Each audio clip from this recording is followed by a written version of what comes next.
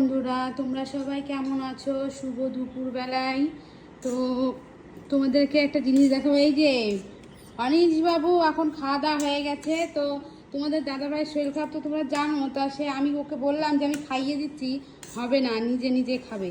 দেখো বাচ্চা হয়নি।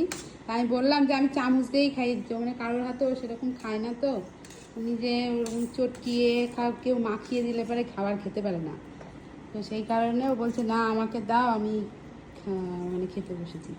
ও একা একাই খাবে, তো সেই কারণে ও একাই খাচ্ছে। আমি বললাম যে না, না না, কালকে রুটি খাবে কি করে?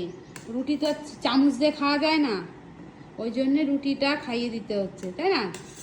আরে না, ভাতটা তো চামচ দিয়ে খেতে, তুই ভাতের পরে পড়বি কিন্তু। ওই যে কোনদিন তো তুমি তো খাও না বাবাকে, তাই ওই যে একটু লজ্জা পাচ্ছিলে, তার জন্য একটু খাওয়াই দিলে জোর করে। তাই তুমি লজ্জা পাচ্ছিলে কালকে? আমার ছেলে কি বলছে? ঢেলে ঢেলে ঢেলে দেবো? ভাত কটা কিন্তু খাওয়া পুরো পরিষ্কার, অল্প কটা ভাত দিয়েছি। নিরামিষ তো আজকে, নীল পুজো যেহেতু, ওই জন্য আজকে নিরামিষ আমাদের। তো তোমাদের বাড়ি কারা কারা নীল পুজো করছো একটু অবশ্যই কমেন্ট করে জানিও, কারা কারা নীল পুজো করছো।